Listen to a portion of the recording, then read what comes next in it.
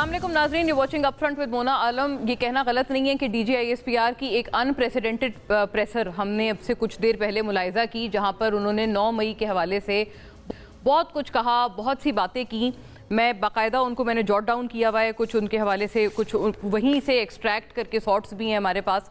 But ये कहना गलत नहीं होगा कि जो इसकी इंटेंसिटी है, हमारी कोशिश होगी कि जो शिद्दत थी प्रेस कॉन्फ्रेंस की और इस प्रेसर की, उसको एम्फेसाइज़ किया जाए। क्या इस शिद्दत का असर PTI से आने वाली उन हवाओं की तरफ भी हो सकता है, मनफी असर हो सकता है, जो ये मुसलसल काफ़ी दिनों से एक इम्प्रेशन देते हुए बाय एंड लार्ज नज़र आते हैं कि उनके साथ तो मुज़ाकरात के लिए हर कोई पेश है और हर कोई उनके लिए आगे बैठा हुआ है कि आए मुज़ाकरात करें, but it is the PTI और the founding chairman of PTI यानी इमरान खान साहब, जो कि उनकी तरफ से हाँ नहीं आ रही। बाकी तो हर कोई बिल्कुल तैयार बैठा है, मतलब प्लेट में रख के मुज़ाकरात पेश किए जा रहे हैं। ये जो इम्प्रेशन है अब इस प्रेसर के बाद, शायद क्या इसमें कोई बहुत मेहमत किस्म की तब्दीली आने वाली है? ये ज़रूरी सवाल है, आज हम ये उठाएंगे।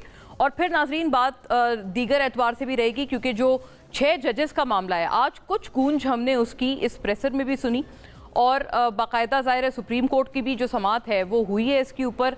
जस्टिस अतहर मिनल्ला खासे नाला नज़र आए, उन्होंने बड़ी बेबाक किस्म की गुफ्तगू भी की। उनके रिमार्क्स भी मेरे पास हैं, मैं आपके सामने वो पेश करती हूँ। चीफ जस्टिस के भी उसके ऊपर काउंटर रिमार्क्स मौजूद हैं, और लेकिन ये गैर मुबैना मुद्दत तक के लिए ये जो समाअत है अब इसको मुलतवी कर दिया गया है। As of now that is the status. इसके ऊपर भी बात करेंगे कि क्या ये 6 जजेस का मामला, कुछ लोग ऐसा इंप्रेशन ज़रूर दे रहे हैं और रिसीव भी कर रहे हैं ऐसा इंप्रेशन रिमार्क्स को देखते हुए, और शायद ये इंप्रेशन बिल्कुल गलत भी नहीं है कि 6 जजेस वाले मामले के ऊपर अक्सर और बेशतर जो जजेस हैं, जज हजरात हैं, चाहे वो सुप्रीम कोर्ट के हों या हायर कोर्ट्स के हों, वो सारे मुत्तहिद हैं। लेकिन जो चीफ जस्टिस ऑफ पाकिस्तान है, उनके जो रिमार्क्स इसके ऊपर आ रहे हैं वो उसके अंदर एक थोड़ा सा बैलेंस स्ट्राइक कर रहे हैं, बार बार बैलेंस स्ट्राइक कर रहे हैं। But is the entire judiciary other than of course chief justice, क्योंकि उन्होंने को बहुत ज़्यादा कोई ऐसा रिमार्क नहीं दिया कि वो पता चले कि वो कहाँ पर साइड कर रहे हैं, लेकिन क्या उनके अलावा दीगर जो लोग हैं जुडिशरी के और जो दीगर जज हजरात हैं, वो अपने क्या 6 कॉलीग्स के साथ सीसा पिलाई दीवार की तरह बनकर खड़े हो गए हैं? ये भी एक ज़रूरी सवाल है। बहरहाल जहाँ पर मैं ये एक एक्सेप्शन ड्रॉ कर रही हूँ चीफ जस्टिस ऑफ पाकिस्तान काजी फैज़ ईसा साहब के रिमार्क्स को लेकर, वहीं पर इतना भी इजाफा करना ज़रूरी है कि उन्होंने भी बार बार कहा है कि मदाखलत रोकनी तो है ना, इसमें तो कोई शक नहीं हो सकता। वो कैसे किया जाएगा, रोड मैप समझ नहीं आ रहा। तमाम मामले पे बात करते हैं, लेकिन इसके ऊपर जो कुछ हमने जॉट डाउन की हैं चीज़ें, बिलखुसूस स्टार्टिंग फ्रॉम DGISPR प्रेसर, वो देखते चलिएगा नाजरीन। इंतशारी टोला माफ़ी मांगे, इस टोले से कोई बात नहीं होगी DGISPR। पहली जो इसमें है जो बात है उनकी जो दर्ज है यहाँ पे, 9 मई सिर्फ अफवाज का नहीं बल्कि पूरे मुल्क का मुकदमा है। जजा और सज़ा के निज़ाम पर यकीन है तो 9 मई के मुलज़िमान को जल्द सज़ा देनी पड़ेगी। 9 मई को जो कुछ हुआ वो किसी से ढका छुपा नहीं। इस वाक़े के शवाहिद अवाम और अफवाज के पास हैं। बाद सियासी रहनुमाओं ने चुन चुन कर अपने कारकुनों को अहदाफ दिए कि उन्हें कहाँ हमला करना है, जबकि कुछ शहरों में फ़ौजी तनसीबात पर भी हमले करवाए गए। 9 मई वाक़यात के जब शवाहिद लोगों के सामने आए तो अवाम के रद्द अमल भी सामने आया और फिर अवाम इस इंतशारी टोले से पीछे हटी। I think this is a very clear reference to electoral results, जो कि मुझे समझ आ रहा है इसमें, वो कह रहे हैं अवाम पीछे हटी। 9 मई के शवाहिद आए तो झूठा प्रोपेगेंडा शुरू कर दिया गया कि ये फ़ौज की तरफ से करवाया गया, ये प्रोपेगेंडा नहीं चल सकता। 9 मई वाक़े की जुडिशल इंक्वायरी करवानी है तो PTV और पार्लियामेंट हाउस पर हमले की भी तहकीकात करवाई जाएँ, जो कि PTI के ऊपर जिसके ऊपर एक्यूजेशन आती है। इंतशारी टोले से कोई बात नहीं हो सकती क्योंकि बातचीत सियासी जमातों को ज़ेब देती है, फ़ौज को नहीं। इंतशारी टोले के पास एक ही रास्ता है कि वो सदक़े दिल से माफ़ी मांगे और तामीरी सियासत में हिस्सा ले। इलेक्शन में फ़ौज की मदाखलत का कोई सबूत है तो आइनी फोरम्स पर रखें।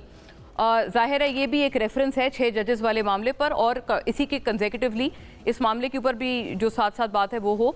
इस्लामाबाद हाई कोर्ट के जजेस के ख़त से मुतालिक सवाल पर मेजर जनरल अहमद शरीफ ने कहा कि ये मामला अदालत में है, बग़ैर सबूत के इल्ज़ाम लगाना मुनासिब नहीं। फ़ौज को सियासी मामलात में ले जाने से कोई फ़ायदा नहीं होता।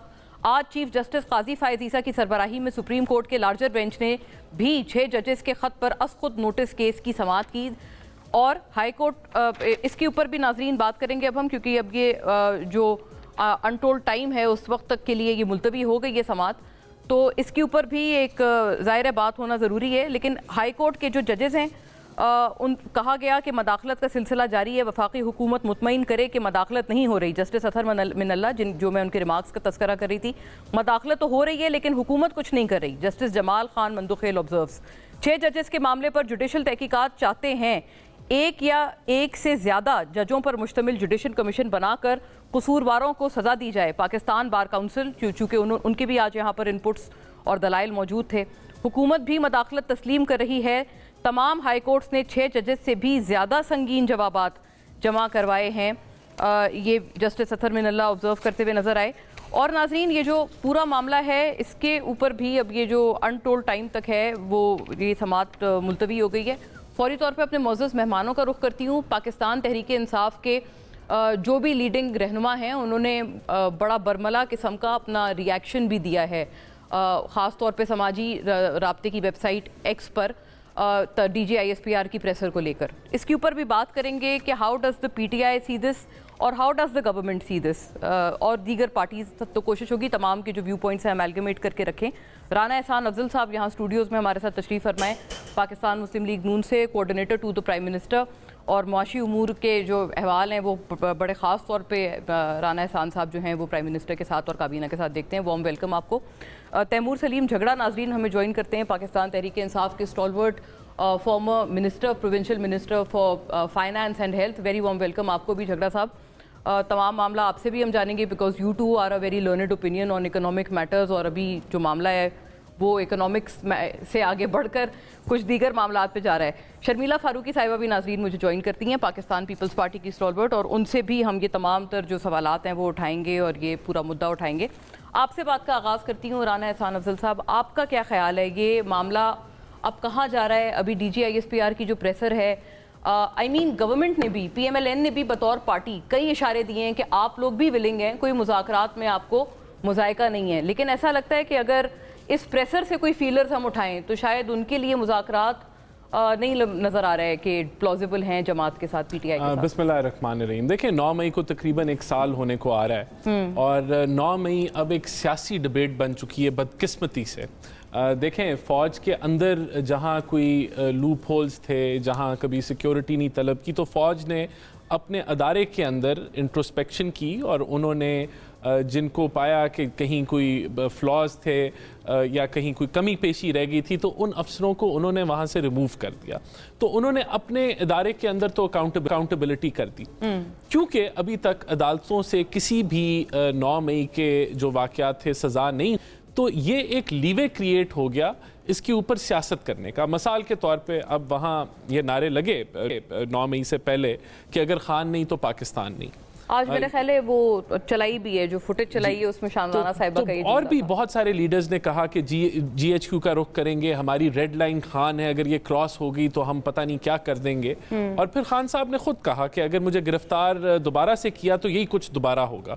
ये तो देखें, तो अब अगर एक नेशनल इंस्टीट्यूट के फौजी जो इस्टेब्लिश उनकी जो फौजी तनसीबात थी, जो इस्टेब्लिशमेंट्स थी और जो शोहदा की जो सिंबल्स थे, उनके ऊपर अगर किसी ने हमला किया तो उसको सज़ा तो मिलनी चाहिए, इसमें तो कोई डिबेट नहीं है। उसमें तो आज PTI वाले भी यही कहते हैं कि जी सज़ा मिलनी चाहिए, लेकिन हम नहीं थे, वो तो ये लंदन प्लान था, सज़ा मिलनी चाहिए, ये तो हमारे खिलाफ साजिश थी। तो इसका क्या मतलब है कि 1 साल गुजर गया, कोई जिम्मेदारी लेने के लिए तैयार नहीं है। वो कहते हैं जी हमारा तो इससे लेने देना ही नहीं है, ये तो हमारे खिलाफ साजिश थी। तो मेरे ख्याल से जो आज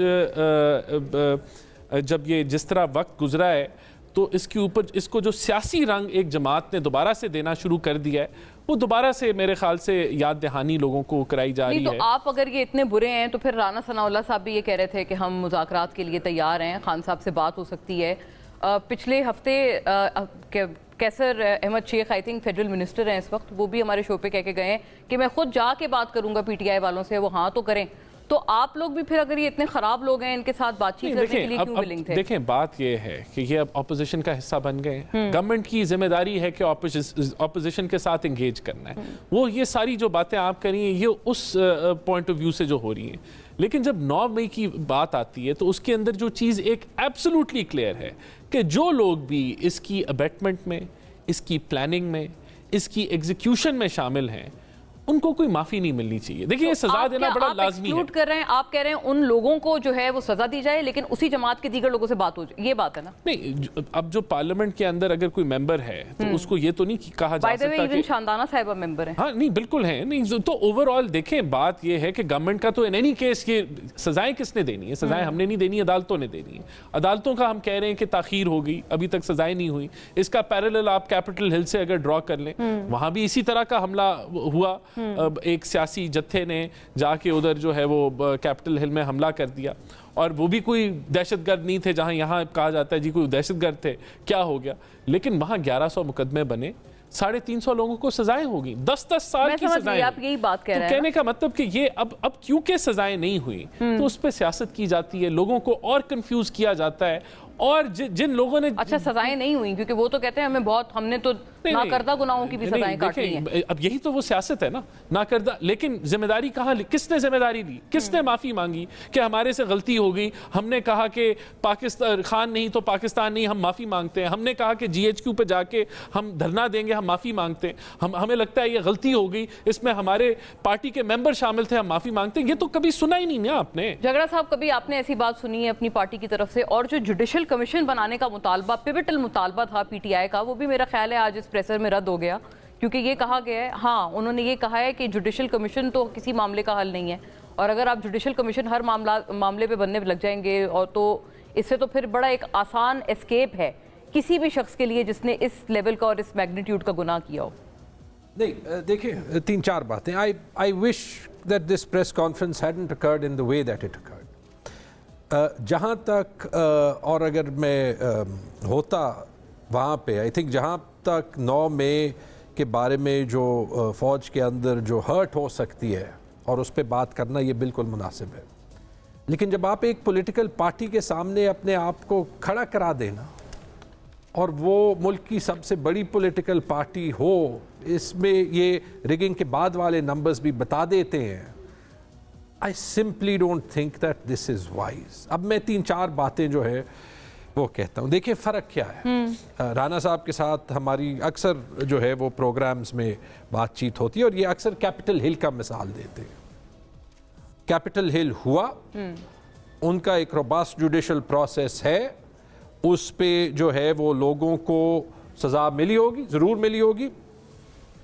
डोनाल्ड ट्रंप पे केसेस हैं और डोनाल्ड ट्रंप आज प्रेसिडेंशियल कैंडिडेट हैं और 2024 के प्रेसिडेंशियल इलेक्शंस के लिए वो फेवरेट हैं उन केसेस के बावजूद। रिपब्लिकन पार्टी पे कोई बैन नहीं लगा, कोई रिपब्लिकन इत्तेहाद काउंसिल नहीं बनी, कोई जो है वो एनफोर्स डिसअपीयरेंसेस नहीं हुई, press conferences national press club में रिपब्लिकन पार्टी की एक भी नहीं हुई। एक सिस्टम काम करते हुए नजर आ रहा है। 9 मई की जो भी गलत हुआ उसकी PTI की तकरीबन हर बंदे ने मजम्मत की है, बहुत बंदों ने तो मजम्मत करके माफी करके पार्टी छोड़ दी है। उनके साथ जो हुआ, जो हशर अवाम ने किया, वो भी आपने देखा और करना चाहिए था, क्योंकि आई थिंक आप IPP में जाने वाले लोगों का इशारा कर, PTIP ज्यादातर लोग यहाँ पे ही गए, ठीक है, सिवाय ऑन चौधरी जो कि लाहौर के सबसे पॉपुलर पॉलिटिशियन है। शर्मिला साहिबा, वेरी वार्म वेलकम जी। ऑन साहब को आप एक्सेप्शन कर रहे हैं कि वो उनके साथ, वो तो लाहौर के सबसे पॉपुलर फिगर है, 1,87,000 वोट कभी नवाज शरीफ ने नहीं लिया, तो मेरे ख्याल में PMLN को कंसिडर करना चाहिए। आपके प्रेसिडेंशियल इलेक्शंस हो गए, शायद ऑन चौधरी जो है, चूंकि वो नवाज शरीफ से ज्यादा पॉपुलर नहीं है, वो इतने पॉपुलर लाहौर के फिगर। देखिए अच्छा, अब आगे जो है वो आते हैं इस पे, जुडिशल कमीशन बन जाए। जुडिशल कमीशन बिल्कुल जैसे कहा गया, 9 मई सिर्फ नहीं, vote of no confidence, Punjab और KP के इलेक्शन डिलेज, ये 9 मई PTI ने कोई गलत काम किया, बिल्कुल सख्त से सख्त सजा होनी चाहिए। 9 मई के बाद कोई गलत काम हुआ, क्योंकि जब कानून तोड़ने की बात करेंगे तो जहां भी कानून टूटा होगा, ये प्रेस कॉन्फ्रेंसेस, ये 10,000 वर्कर्स के विदाउट वारंट्स के अरेस्ट, जो पूरे इलेक्टोरल प्रोसेस में हुआ, जो 8-9 आपकी ये मांग है कि फरवरी उनके को ऊपर भी हुआ। फिर कानून और हरकत फिर- में आए, ठीक नहीं, है। ये सारा कुछ मेरे ख्याल में इंक्वायरी में आना चाहिए, और 2018 भी आए, 13 भी आए, उन्होंने कहा है 14 भी आए, पीटीवी और पार्लियामेंट वो भी हमला आए, केस भी आए, 2002 भी आए, जिसकी prime 99 भी आए, accused जो हमने है करना वो है, इनके because दौरे मेरे ख्याल हुकूमत में में PTI हमें थी। अभी आगे अपने सिस्टम को क्लेंस करना चाहिए। पाकिस्तान और ये कंफ्यूजन अफोर्ड नहीं कर सकता, and that's why I think it would have been wiser कि अगर पॉलिटिकल स्टेटमेंट्स देनी थी तो फिर तारल साहब जो है वो बैठ जाते। We need to move forward. I don't think कि इस प्रेस कॉन्फ्रेंस में कुछ चीज़ें जो हैं they were helpful in moving forward, और हम में से बहुत से लोग ये कोशिश कर रहे हैं अच्छा वैसे कि पाकिस्तान को सही रास्ते पे एक जुमला, क्योंकि एक खासी तवील प्रेसर थी, तो नाज़रीन की भी क्लैरिटी के लिए भी और आपके लिए भी, चूंकि मैंने जुडिशल कमीशन के हवाले से बात की थी, उन्होंने ये कहा है उसके तहत तहकीकात के लिए तैयार हैं, लेकिन सब ने देखा है कि किस तरह लोगों की जहन साजी की गई। ये बात उन्होंने कही है। देखिए एक पूरा आप नैरेटिव आपने बनाया था उससे पहले भी, जो एंटी इस्टेब्लिशमेंट था, स्टार्टिंग फ्रॉम न्यूट्रल जानवर होता है और वगैरह वगैरह। फिर मीर जाफर, मीर सादिक, हाँ, वो इसके ऊपर बेसिकली फिर रेड लाइन क्रॉस होगी। एंटी एस्टेब्लिशमेंट पॉलिटिक्स पाकिस्तान में होती रही है। आई थिंक उसका आंसर ये है, उसका जो है वो सोल्यूशन ये है कि हम एक्चुअली मिल के जो है वो एस्टेब्लिशमेंट की हेल्प की ज़रूर है। मैंने खुद कोविड में देखी है, फाटा में सिक्योरिटी इश्यूज़ में देखी है कि हम एस्टेब्लिशमेंट को अनकॉन्ट्रोवर्शियल बनाएं और वो अपने रोल पे फोकस करें। मैं तो आजकल जिस एंकर से पूछता हूँ, जिस सियासतदान से पूछता हूँ कि क्या ड्राइविंग फोर्स क्या है गवर्नमेंट की, कोई इनके अपने लोग कहते हैं ड्राइविंग फोर्स SIFC है, राना सनाउल्लाह साहब कहते हैं कि de facto prime minister Mohsin Naqvi साहब हैं। ठीक है जी, तो ये सारी बातें जब वो खुद हिस्सा बन गए कैबिनेट का। नकवी साहब ने परमिशन दे दी होगी ना। तो my point is there is a lot to solve. मेरे ख्याल में हमें तलखियां बढ़ानी नहीं चाहिए, हमें आगे जाना चाहिए। और 9 मई में मैं खुद सही, नॉट बैड, शर्मिला साहिबा से चले जी जी, एक हाँ, केस में मैं नॉमिनेटेड हूं, एक बात मैं कर दूं, जिस तरीके से केसेस बना, I want that case to be heard. हाँ 3-3, 4-4, 500 लोग नॉमिनेट किए हैं। अब पेशावर में जो लोग नॉमिनेट किए हैं उसमें कुछ पाकिस्तानी नेशनल्स भी नहीं है, जो भी है जल्द वी शुड मूव फॉरवर्ड। देखिए, वी शुड मूव फॉरवर्ड, इसमें तो कोई शक ही नहीं है, लेकिन मूव फॉरवर्ड तब तक नहीं होगा जब तक सजा जजा जो है वो उसका तयन नहीं होगा। और ये देखिए तो अदालत करेगी ना। यही तो मैं कह रहा हूं कि अदालतों की डिले की वजह से, देखें ये जो पूरी डिबेट पाकिस्तान में, यही तो मसला है ना, स्पीड अप होना चाहिए। और वो जब स्पीड अप करें जैसे 8 फरवरी के जब स्पीड अप होने लगता है तो फिर हम डिबेट में पड़ जाते हैं कि फौजी अदालतें होंगी नहीं होंगी, फिर वो रुकावटें बन जाती हैं। अच्छा, जब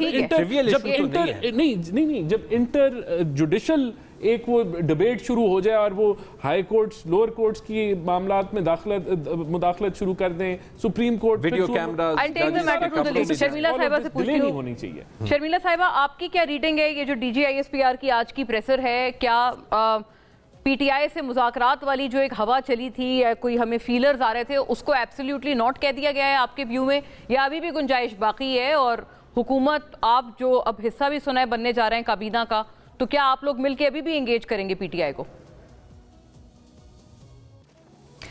जी बहुत शुक्रिया मोना। पहले तो मैं इस बात की तरदीद कर दूं कि पीपल्स पार्टी वफाकी काबीना का हिस्सा नहीं बनने जा रही है। Let's put that very clear. दूसरी चीज़ ये है कि आज जो DG-ISPR की प्रेसर थी, देखिए इतनी देर से और काफ़ी दिनों से ये रेटोरिक बनाया जा रहा था कि जी हम बातचीत करने को तैयार हैं, हम मामला तय करने को तैयार हैं, लेकिन इस्टेब्लिशमेंट के साथ। अच्छा, अब आइन में कहीं भी ये नहीं लिखा कि एक सियासी जमात अपने इलेक्शन के मामलात और इक़्तिदार के मामलात तय करने के लिए इस्टेब्लिशमेंट से बात करें और ये कह दे बिल्कुल कि जनाब हमें तो किसी सियासी जमात से बात ही नहीं करनी है। बातचीत सियासी लोगों की सियासी लोगों से होती है। ये कहना कि हम इलेक्शन के मामलात के ऊपर बात करेंगे इस्टेब्लिशमेंट से, ये तो फ़ौज को सियासत में घसीटने की बात है और खुल्लम खुल्ला। अब जवाब तो आना था और जवाब बिल्कुल सही आया कि जनाब आप सियासी लोगों से बात करें, हमारा तो ताल्लुक़ नहीं है। लेकिन 9 मई के जो वाक़यात हैं, देखिए 9 मई को वाक़यात तो हुए ना, अफसोसनाक वाक़यात हुए, फ़ौजी तनसीबात, सरकारी गैर सरकारी इमलाक के ऊपर हमला हुआ, हम सब ने देखा, लाइव कवरेज हुई। तो कहीं से तो किसी को उकसाया गया, कहीं से तो लोग बाहर निकले, फिर जिस तरीके से वो लाहौर के अंदर वाक़यात हुए, मामलात हुए, उस सारी कौम ने देखा ना, कोई चीज़ कैमरे की आंख से तो ढकी छुपी है नहीं। ये तो नहीं है कि कोई अपोजिशन ने कोई चीज़ निकाली है इनके ख़िलाफ़। अब बात यह है कि जो जुडिशल कमीशन की बात कर रहे हैं, यही डिमांड जो है बिलावल भुट्टो जरदारी साहब ने on the floor of the national assembly कही थी कि बिल्कुल सही बात है, जुडिशल कमीशन बना दें, क्योंकि जो सज़ा का जिसको सज़ा होनी है उसको सज़ा दें, लेकिन जो बेगुनाह है उसको छोड़ दें, क्योंकि काफ़ी टाइम अब गुजर चुका है। अब मामलात क्या है? मामलात ये हैं मोना कि आपने इलेक्शन की बात करनी है, इलेक्शन में तरमीम की बात करनी है, इंतखाबी इस्लाहात की बात करनी है, जुडिशल रिफॉर्म्स की बात करनी है, वो आप पार्लियामान में करेंगे, वो आप पॉलिटिकल पार्टीज से करेंगे, जो कि ऑफर इनको बिलावल भुट्टो जरदारी साहब ने दी। और ये भी याद दिलाया है कि 2018 में जब हम फॉर्म 45 पे बात करते थे तो आप हमारा मजाक उड़ाते थे। The only thing that has changed is the positions. अब वो जो पोजीशन इधर की उधर हो गई हैं, तो आज भी उन्होंने कहा कि जी आज भी हमारे पास ये मौका है कि हम साथ मिलके बैठ जाएं और मिलके हमें तमाम मामलात जो हैं पार्लियामान के अंदर हल करें, ताकि आइंदा आने वाले इलेक्शंस में जीतने वाला जा सके और हारने वाला जो है वो अपनी हार को तस्लीम करे विद डिग्निटी। अब इशू क्या है कि ये कोई चीज़ सुनते तो है नहीं, ना कोई चीज़ें मानते हैं। जहाँ इनको वारा खाता है ये आइन उठा के घूमते हैं, जहाँ इनको नहीं समझ आता, इनकी मतलब की बात नहीं होती, ये आइन को उठा के फेंक देते हैं। सदर मुमलिकत आसिफ अली जरदारी साहब की अगर आप स्पीच सुनते और ये सुनते, जो उन्होंने नहीं सुनी, ये नारे लगाते रहे और बाजे बजाते रहे, ना जाने क्या, वो एक अनफॉर्चुनेट रिवायत इस ऐवान के अंदर है, उसको एक अगले लेवल तक ये ले गए हैं, जो अनफॉर्चुनेट, जिसके बाद के 2 मेंबर सस्पेंड भी हुए। उन्होंने कहा है कि जी the public needs should be your foremost priority. अगर आपके सामने आपकी तरजीहात में आवाम के मसाइल हल करना है तो फिर आप उस पर बात करेंगे। आप अपना ये वक्त और पार्लियामान का वक्त और पाकिस्तान का वक्त ज़ाया नहीं करेंगे इन चीज़ों के अंदर।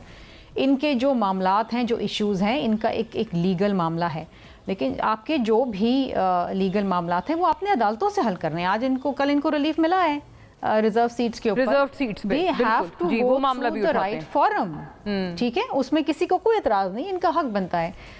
लेकिन ये बातें इस तरीके से करना कि जब इस्टेब्लिशमेंट के साथ मामला तय करेंगे, तो फिर पहले भी आपने मामला तय किए थे जिस तरीके से, फिर वो ये सही बात है, ये इस्टेब्लिशमेंट के साथ मुज़ाकरात की जो इसी तरीके से मामला तय करने हैं, प्रॉब्लमैटिक भी है और इसमें को खत्म कर लेते हैं। जिस जमात के मामला तय हो गए वो इक़्तिदार में आ जाए, बाकी। बट शर्मिला साहिबा, ये इस पे एक जरूर कमेंट कर दीजिएगा, जो मुद्दा आपने खुद उठाया है, ये रिजर्व सीट्स वाला।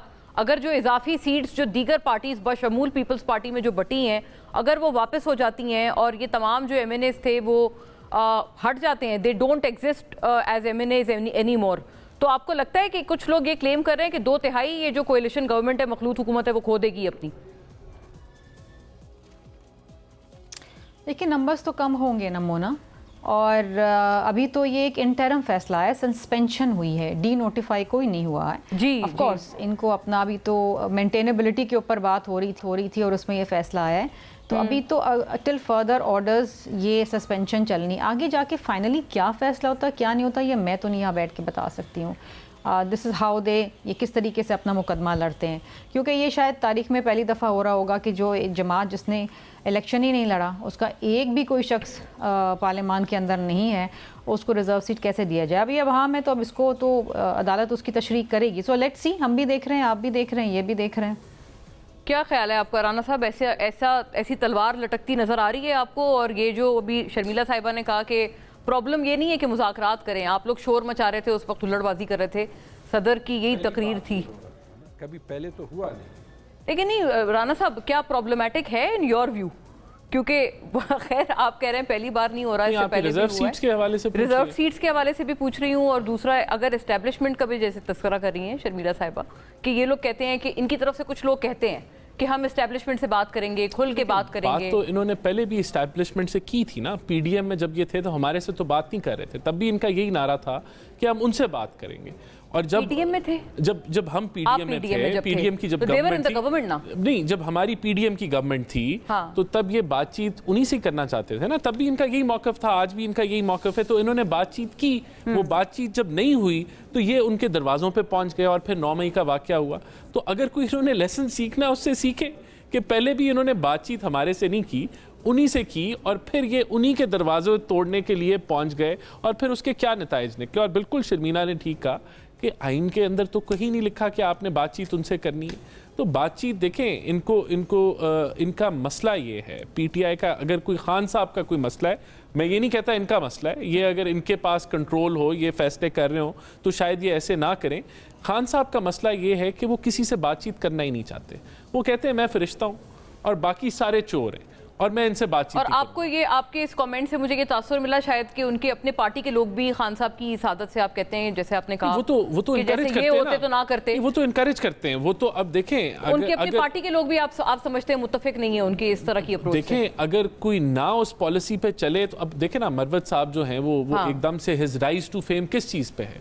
इसी चीज पे ही है ना, पोलराइजेशन की सियासत को जो है फरोग देना। अगर गंडापुर साहब हैं तो उनको किस चीज के लिए नवाजा गया है? क्योंकि वो पोलराइजेशन की सियासत को फरोग देते हैं, लड़ाई झगड़े को फरोग देते हैं, एक टेंस माहौल, यानी कि गंडापुर साहब आप तो बड़ा एंगेज करते हैं उनसे। देखें एंगेज, लेकिन उनका जो लहजा है आप देख लें, उनको सीट ही इसलिए मिली है क्योंकि उनका वो लहजा है। उससे पहले भी आप इनकी हिस्ट्री निकाल के देख लें, शहबाज गिल, वो उसकी वो राइज टू फेम यही था कि वो जो है एक एग्रेसिव स्टांस लेता था, पोलराइजेशन की सियासत करते थे। अब ये पोलराइजेशन की सियासत नहीं करते, तो इनको मिनिस्ट्री नहीं दी उन्होंने। तो देखिए ये एक ट्रेंड है ओवरऑल। तो उनको नॉमिनेट किया था ना, वो तो फिर बाद में, लेकिन एंड में वो, मैं ये कह रहा हूं कि खान साहब की सियासत ही यही है। It is polarisation, it is तकसीम की सियासत, नफरत की सियासत, और वो कंटिन्यू करिए। उनकी जमहूरियत ये है कि मैं ही मैं हूँ, कोई नहीं है, ना हमने इनसे बात करनी है ना कुछ और करना है। तो फिर तो ये सही कह रहे हैं ना, जो इनकी तरफ से एक फीलर्स आ रहे हैं कि हम मना कर रहे हैं बातचीत करने से, वरना तो ये तैयार बैठे हुए हैं सारे। नहीं देखें, अभी वो इनके जो चेयरमैन है, बिल्कुल ठीक सही, आप मान रहे हैं। नहीं देखें, ये मैं कह रहा हूं कि आप इनकी हिस्ट्री, मैं आपको एक चैलेंज देता हूं जी। इनका कोई आप वो बना ले जो डेलीगेशन जिसने कभी किसी से नेगोशिएशन की हो, जब ये हुकूमत में हो। और ये ऑपोजिशन से कर रहा हूं, या जब ये ऑपोजिशन में और हम हुकूमत, जैसे मौलाना साहब से भी इनकी नेगोशिएशंस चल रही हैं, तो they did convince him not to become a part of the government. देखें नहीं, वो तो मेरे ख्याल से वो पहले ही कन्विंस थे कि उन्होंने नहीं बनना है। आई डोंट थिंक कि इनकी कन्विंसिंग इनका कमाल नहीं है। लेकिन मैं आपको चैलेंज दे रहा हूं कि आप निकाल के देख लें, जब भी किसी वो कंक्लूजन पे वो डेलीगेशन पहुंची है जो नेगोशिएशन की हो, तो खान साहब नीचे से कारपेट खींच देते हैं। आप याद कर लें, अगर इलेक्शन के ऊपर थी, जब हम जी उस टाइम पे 2022 में, तो आप उसके बाद भी देख लें। आई मीन इनके अच्छे बड़े 23 की बात है, बड़े सीनियर लोगों को ये कहते थे कि ये नेगोशिएट करेंगे। जब वो कोई नेगोशिएशन किसी चीज पे पहुंचती थी, क्या वजह है झगड़ा साहब? आप खुद ही अपने दुश्मन अपने पांव पे कुल्हाड़ियां मारते रहते हैं। अभी आप इलेक्शंस की भी बात कर रहे थे, DGISPR के ट्विटर हैंडल से ये ट्वीट हुआ हुआ है या एक्स से पोस्ट हुआ हुआ है कि जी PTI को 30% वोट में नाम लिया हुआ है उन्होंने, कि PTI को अकाउंट से हुआ है? इट्स DGISPR उर्दू, इट्स मतलब verified x handle of, x band नहीं है अब है तो सही, लेकिन ट्वीट हुआ हुआ है। ये तो राणा साहब से पूछेंगे, ट्वीट बहरहाल हुआ हुआ है। PTI को 30% वोट पड़ा, जबकि इसके खिलाफ 70% जो वोट डाले गए बाकी जमातों को पड़े, वो यानी बाकी जमातों को। ये उन्होंने प्रेसर में भी आज अपने कहा है, ये उनका बाकायदा जुमला था कि रद्द किया है ना आपको। अभी आप इसके ऊपर आप you were boasting about your electoral popularity, तो दिस सेज अदरवाइज। केपी में PTI 115 में से 91 सीटों पे नोटिफाई हुई, 14 सीटों पे एक्चुअली जो फॉर्म 45 का मजाक हुआ है, इनका मौकफ, वो नहीं, मौकफ छोड़ दें, चलिए वो भी छोड़ दें। 91 115 में से 80% सीटें हैं। मैं कहता हूँ इसके बाद भी कोई नहीं लेगा, ठीक है। पहली चीज़, पंजाब में मुझे यहाँ पे बड़े सीनियर क्रेडिबल जर्नलिस्ट ने कहा है, जब एक्चुअल रिजल्ट्स देख लें तो लाहौर तक PMLN सीट नहीं जीती, लाहौर में 2 सीटें जो है वो जीती है। मौकफ कह दे तो खोल दे। अच्छा साहब, I would ask you this कि अब तो शायद काकड़ साहब भी ये वाली बात कही, काकड़ साहब ने भी अभी ये बात जो है वो कर दी। हर जगह एविडेंस मौजूद है, तो खोल देना। ये तो एक बड़ी अच्छी बात है मेरे ख्याल में। ये जुडिशल कमीशन 18, 13, 14 के धरने, जो चीजें डालनी है सारी, I think everyone should accept this offer.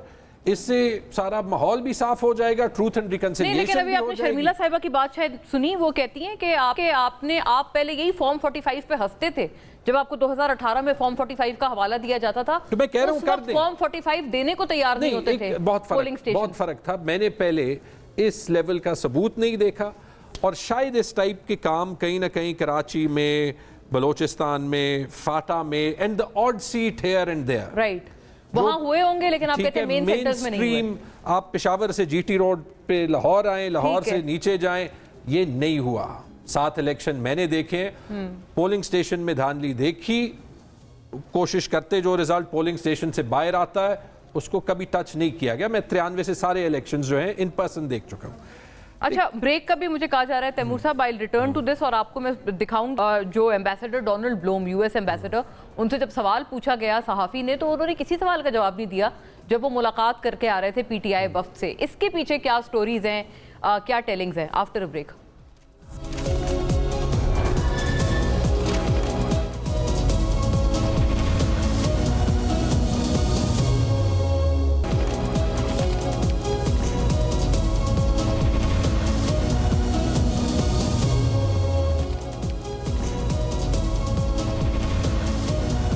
Ji welcome back नाजरीन। Donald Blome, ambassador Donald Blome से जब मुलाकात हुई उसके बाद जब उन्होंने सवालात का जवाब नहीं दिया, ये सुनिएगा उन्होंने सवालात जो उनसे हुए, and he avoided certainly answering those questions. Did you discuss any issue of military bases that opposition leader talk in parliament? Is there any discussion about release of former Prime Minister Khan? Sir, what is the purpose of meeting, sir? Rauf Hasan साहब उनके साथ walk कर रहे हैं, झगड़ा साहब, तो फिर वो यही कह रहे हैं कल से ये ज़बान ज़द आम है, ये सवालात आपसे मुतअद्दिद टॉक शोज़ में आपसे आपके दीगर कॉलीग से लोग पूछ चुके हैं कि फिर साजिश का तो फिर बयानिया बस्ट हो गया ना खुद ही। नहीं, ये मतलब तो नहीं होता कि अगर आपकी कोई एक्यूजेशन होती है कि आप आगे जो है वो डिप्लोमेटिक रिलेशन ही छोड़ दें। मैं एक दो चीज़ें जो है वो ज़रूर कहूँगा। मैं खुद मिल चुका हूँ इनसे जब मैं मिनिस्टर था जी, यूएसएड की जब ग्रांट आई थी, साजिश के फौरन बाद ये मिले थे, 6 महीने हुए थे जब अमेरिकन साजिश नहीं, बट खान साहब को मैंने कहा था और उन्होंने खुद कहा था कि आप मिलने वो, और वहाँ पे हमने अपना प्रोटेस्ट भी रजिस्टर किया था। ठीक है, ये अगस्त 2022 की बात होगी। अब बात जो है वो आप ये ले लें कि देखिए बात इनसे करनी है। मुझे अफसोस के साथ कहना पड़ता है, मुझे इंटरनेशनल कम्युनिटी से जो डिसअपॉइंटमेंट है वो ये है कि उन्होंने जब इलेक्शंस में वो ये हाईलाइट नहीं किया कि ये इलेक्शंस इतने शर्मनाक हुए थे, तो वो विल ऑफ द पीपल यानी पाकिस्तान की आवाम के मैंडेट और राय के अगेंस्ट जा रहे हैं। And on a lighter note, मैंने कल जो है वो उसी प्लेटफॉर्म पे ये लिखा था, अभी आपको पता है कि लंदन में मेयर के इलेक्शंस हुए हैं।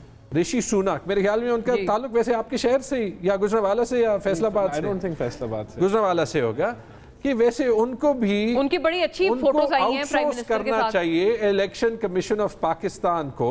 अभी इलेक्शन आ रहा है तो ये यूके वाले भी कुछ सीख जाएंगे, क्योंकि उनका हाल तो नहीं लग रहा है इलेक्शन जीतने का, लेकिन इलेक्शन कमीशन ऑफ पाकिस्तान को दे दें तो ये गारंटी हो जाएगा कि कंजर्वेटिव पार्टी को जो मेजॉरिटी चाहिए वो फॉर्म 47 से वहां पे भी मिल जाएगी। ये बात कितनी प्रॉब्लमेटिक है शर्मिला साहिबा? अभी हम जैसे फॉर्मर इंटरिम प्राइम मिनिस्टर की बात कर रहे थे काकड़ साहब, कि उनके हवाले से अभी भी वैसे वो प्रेशर कर रहे थे मोहसिन नकवी साहब के साथ बैठ के, और वो वही बातें वो उनकी तरदीद कर रहे थे जो उन पे PMLN इल्ज़ाम लगा रहे हैं कि उनके दौरे हुकूमत में गंदम दरामद का फैसला हुआ और ये तमाम क्राइसिस पड़ा, वो उसकी मुसलसल तरदीद कर रहे हैं। और उन्होंने ये भी फॉर्म 47-45 के हवाले से भी सुना है कि वो जो मकामी होटल में उनकी लड़ाई हुई है हनीफ अब्बासी साहब के साथ, बाय द वे वो हमारे शो से जनरेट हुआ था क्योंकि हनीफ अब्बासी साहब हमारे पास ये कमेंट करके गए थे।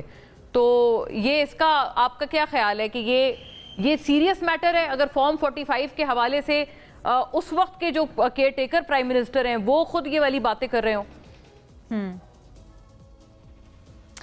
देखिए जी, मुझे एक चीज़ बताएं, जो हकायक है हमारे सामने कि इंटरिम गवर्नमेंट ने जुलाई अगस्त 2023 से लेके मार्च 2024 तक 3.5 मिलियन टन ऑफ गंदम जो है वो बरामद की, इंपोर्ट की है। ठीक है, जिसमें से 1.3 मिलियन टन जो है वो इन्फेक्टेड निकले, वो ख़राब गंदम है, कचरे के डब्बे में गई हुई, वो भी कौम का पैसा गया। इस वक्त जो हाल है, अच्छा, और सारे प्रोग्नोसिस ये थे कि जी इस दफ़ा बम्पर क्रॉप होगा, तो शॉर्टेज क्रिएट की गई, किसने की, क्या हुआ, कैसे हुआ, who was at the helm of affairs. और इस वक्त अगर आप देखें, आपके पास फुटेजेस भी होंगी कि सिंध और पंजाब में किसान जो है अपनी गंदम समेत सड़क पे बैठा हुआ है। जी ऐसे ही है, इतनी जुम्मे से गंदम बल्कि है एहतजाज हो रहा है इसके ऊपर, 2800 रुपए में अपनी 2800 रुपए में गंदम बेच रहा है। मुझे आप एक बात बताइए, अगर किसान नुकसान में अपनी गंदम बेचेगा तो अगली जो काश्त लगानी है, जो चावल और कॉटन है, वो कैसे लगाएगा? उसके पास तो पैसे ही नहीं होंगे अगर वो नुकसान उठाएगा। तो आप इस मुल्क को फूड इनसिक्योरिटी की तरफ धकेल रहे हैं। कौन हिसाब देगा जो आपने इतने अरबों रुपए लगा दिए गंदम की इंपोर्ट के ऊपर जिसकी ज़रूरत नहीं थी? उसमें से 1.3 मिलियन इन्फेक्टेड निकली, वो पैसे ज़ाया हुए। और अभी जो नुकसान किसान का, और ये किसान वो है जो अपने कांधों के ऊपर पाकिस्तान की फूड सिक्योरिटी का बोझ उठाता है।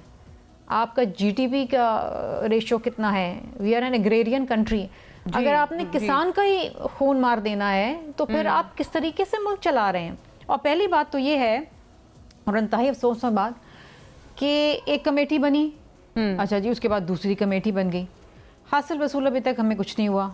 ना हमें पता चलेगा कि जी कौन जिम्मेदार है। अब वो सेक्रेटरी फूड सिक्योरिटी को हटा दिया तो जी उसको हटा दिया, तो फला हटा दिया, ग्रेड 20 के अफसर को कमेटी का इंचार्ज बना दिया। इससे क्या होगा जी? व्हाट? अच्छा, कल हमारे पास हमारे प्रोग्राम पे ना दानियाल अजीज साहब थे, तो वो भी यही कह के गए हैं कि 2013 में भी ऐसा क्राइसिस हुआ था और तब भी एक कमेटी बना दी गई थी जिसकी फाइंडिंग्स को फिर दबा दिया गया था, कभी भी सामने नहीं आई थी। तो आपकी गोया शर्मिला साहिबा शिकायत मौजूदा हुकूमत से भी है कि ये कमेटी पे कमेटी बना के आई वॉश दे रहे हैं अवाम को, और आपकी शिकायत साबिक निगरान सेटअप से भी है, राइट, कि उन्होंने बिला वजह इन्फेक्टेड गंदम की जो है वो दरामद की इजाजत दी। तो शिकायत, पहली बात तो ये है कि गंदम दरामद की गई उस 3.5 मिलियन टन, जिसमें से 1.3 मिलियन टन इन्फेक्टेड निकली, खराब गंदम थी, अनयूजेबल फॉर ह्यूमन कंजम्पशन। अब बात यह है कि जिम्मेदार कौन है? किसने इजाजत दी? कहाँ से गंदम आई? प्राइवेट सेक्टर को आपने अलाउ कर दिया। राणा साहब इस पे वो अपना किसान से राणा एहसान साहब कह रहे हैं नहीं थी, मतलब ये जो 1.3 रॉकेट साइंस की जरूरत तो नहीं है। मैंने गवर्नमेंट की मीटिंग्स में सुनी है 1.3 मिलियन की जो आप बात करवा रही हैं वो कहती हैं कि खराब नहीं थी। बहरहाल you please finish your point, आप अपनी बात करें। खराब थी, ऐसी कोई रिपोर्ट नहीं है, कोई ऐसी खबर भी नहीं आई, ये मैं पहली दफा सुन रहा हूं। फंगस इन्फेक्टेड है राणा साहब, आप चेक कर लीजिए, आपकी कमेटी ने भी बताया है। आप थोड़ा सा अपनी इंफॉर्मेशन अपडेट कर लें। नहीं, लेकिन मैं बता रहा हूं, I have been in these committees but I have not heard it. और राणा साहब पूछते हैं कि उसकी फाइंडिंग्स कब तक मिलेंगी? हमने सुना था कल पेश की जाएगी। मौजूदा मिनिस्टर साहब हैं, वो तो जब हमारे एमएनएस गए उनसे अगले दिन मिलने के लिए, अब स्पीकर साहब ने कहा इनसे मिले तो वहां पर मौजूद ही नहीं थे वो। 370 बिलियन की ये गंदम आई है, 370 बिलियन रुपीज। खुदारा, फूड प्रोडक्शन मिनिस्टर आजकल आई थिंक राणा तनवीर साहब देख रहे हैं। हाँ, राणा तनवीर साहब नहीं मिले ना, अगले दिन नहीं मिले, जब स्पीकर साहब ने कहा कि जी कल 12 बजे जो है जिन ये वैसे बड़ी अहम इंफॉर्मेशन है कि आप जो डिस्क्लोज कर रही हैं शर्मिला साहिबा के, हाँ, he wasn't available to answer his own allies. No, his own MNAs. देखिए, एक तो ये हो सकता है शर्मिला साहब को कहीं से खबर मिली हो, लेकिन मैं कुछ इन वीट की मीटिंग्स में बैठा हूं, मैंने कोई 1.3 मिलियन टन वाली खराब मैं कभी भी कोई चीज सुनी सुनाई बात पे राणा साहब नहीं करती। मैं आपको कह रहा हूं कि you might have had this information from somewhere, but मैं अपना पॉइंट ऑफ व्यू बता रहा हूं कि मैंने, it's not to your knowledge, हां, it's not to my knowledge, और मैं ये इन मीटिंग्स में बैठा हूं, but I will recheck it, जो इन्होंने बात की उसको चेक कर लेंगे। मेरी नॉलेज में ऐसी कुछ चीज नहीं है। तो हमें पता चले कि नंबर 1 ये बड़ी सीरियस बात है कि अगर जो कंसर्न मिनिस्टर हैं वो अपने इत्तेहादियों से नहीं मिल रहे, उनको तो समझाए ना कि क्या क्राइसिस हुआ। डेफिनेटली मिनिस्टर साहब को जवाब देना चाहिए, फ्लोर ऑफ द हाउस में भी देना चाहिए, कोई अगर रेलेवेंट उसकी कमेटी है वहां भी देना चाहिए, और अपने कोalition पार्टनर्स को तो बिल्कुल बताना चाहिए। देखिए, इसमें कोई शक नहीं है कि 1.1 मिलियन से गंदम जो है अजाफी इंपोर्ट हुई, प्राइवेट सेक्टर ने इंपोर्ट की, जो नहीं होनी चाहिए थी। There is no doubt, there is no debate on it, ये नहीं होना चाहिए था। इसी पे कमेटी की फाइंडिंग्स आएंगी और फिर जो वो एक्शंस रेकमेंड करेंगे हम करेंगे। लेकिन दानियाल अजीज साहब कह के गए 13 में क्राइसिस हुआ था, कमेटी बनी थी, वो मैं उनमें से था जिन्होंने प्रोब किया था अलोंग विद बैरिस्टर जफरुल्लाह।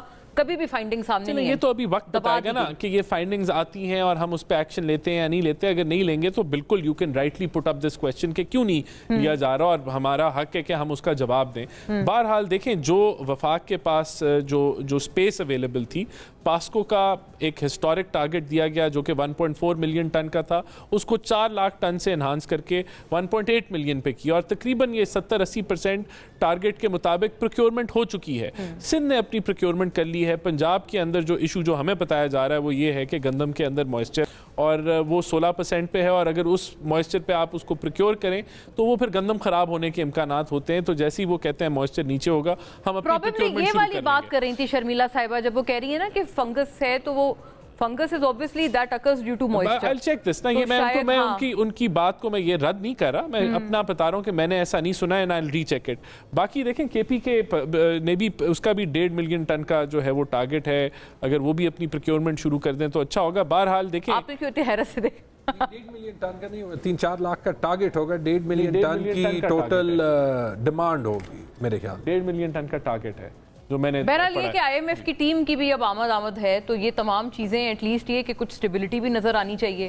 देखिए अल्हम्दुलिल्लाह, अगर मुझे सिर्फ 1 मिनट में 17.5% पे इन्फ्लेशन आ गई है, हाँ। जो कि हालिया दौर में कम तरीन नंबर है इन्फ्लेशन का। आप स्टॉक मार्केट को देख रहे हैं जो कि जो है वो एक बहुत हाई नंबर पे चले गई है। इसी तरह सऊदी इन्वेस्टमेंट जो है वो आ रही है पाकिस्तान में, और ये तकरीबन चौथी इंटरेक्शन है जो बड़ी एक हाई लेवल के ऊपर हुई है। तो there are positive trends. IMF का जो है वो वक्फ जो आ रहा है उसके साथ एक अच्छी कॉन्वर्सेशन चल रही है। हम अपने ओन पे हुकूमत जो है वो रीसेट करने जा रही है। और आपको उसमें economic अपोजिशन की problems कोई खास मतलब मदद दरकार नहीं है कि आप उनको भी ऑन बोर्ड करें, या नहीं, मेरे ख्याल से you are doing well on your own. देखें, गवर्नमेंट को हमेशा गवर्नमेंट की जिम्मेदारी है कि ऑपोजिशन को एंगेज करें, लेकिन वो एंगेजमेंट का जो मैकेनिज्म है वो नेशनल असेंबली है, वहाँ एंगेज, और वहाँ हम उनको एंगेज करने के लिए तैयार हैं जी। असेंबली हॉल्स हैं, पार्लियामेंट है। झगड़ा साहब, अभी आप भी बड़े दोनों लर्नेड लोग हैं, मईशत के फिगर्स पे आपने सुना है, बहुत अच्छे हालात हैं, they are doing it on their own, बेहतरी आ रही है, बेहतरी आ रही है। उन्होंने फिगरेटिव बात की है ना, if you have figures otherwise तो यू कैन कोट देम। देखें 18% इन्फ्लेशन का क्या मतलब, जो इन्होंने कहा वाकई ये पिछले 2 सालों का रिकॉर्ड है। अप्रैल 2022 के बाद ये शहबाज शरीफ की दौर की सबसे कम महंगाई है, यानी कि 100 रुपए की चीज़ 120 रुपए की होगी औसतन साल बाद, जिस पे ये अभी बोस्ट कर रहे हैं। बोस्ट नहीं कर रहा, ठीक है, पहली चीज़। दूसरी चीज़ ये $75 अरब आए थे, सऊदी 3 बार 4 बार आ गए, अभी तक कुछ नहीं हुआ। आई होप कि वो इन्वेस्टमेंट आए, और मेरे ख्याल में आगे पीछे कुछ आ जाए। Crown prince is also due to visit Pakistan.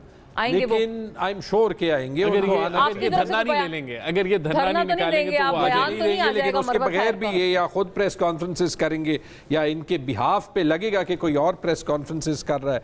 देखिए, हमने तो पीआईए की प्राइवेटाइजेशन भी नहीं अपोज की है।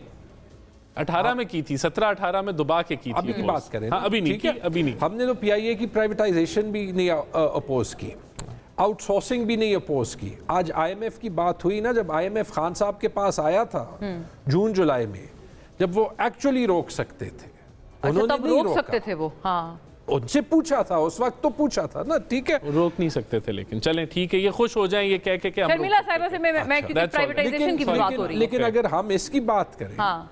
ये अगर आप कहें कि इन्वेस्टमेंट नहीं, एक्सपोर्ट्स की कोई बात नहीं, गंदम क्राइसिस पे आपने ऑलरेडी आईएमएफ को और वर्ल्ड बैंक को ये दिखा दिया कि आप जैसे पॉलिटिकली लेट गए हैं, आप रिफॉर्म के सामने भी लेट गए हैं, आप नहीं कर सकते रिफॉर्म। राइट, और शर्मिला इससे जो साहिबा। सिग्नल वहां पे गया है वो ये है कि उनको वैसे पता है कि आईएमएफ वालों को भी पता है बेबसी का जो आलम है हुकूमत की, अकॉर्डिंग टू झगड़ा साहब, शर्मिला साहिबा, और पीआईए की प्राइवेटाइजेशन पे पीपल्स पार्टी की ऑपोजिशन तो नहीं आएगी।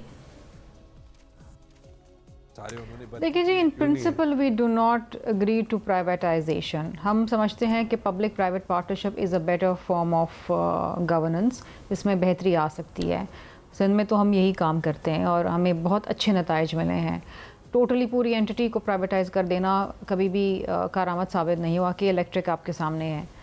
इसीलिए पीपल्स पार्टी ने एक कमेटी बनाई है, 3 रुकनी कमेटी, जो हुकूमत के साथ मुज़ाकरात करेगी और मालूमात लेगी कि जी प्राइवेटाइजेशन हो रही है, कैसे हो रही है, क्या है, what is the plan, what are the TORs, क्या चीज़ें हैं। तो इसके ऊपर हमारी बातचीत चल रही है।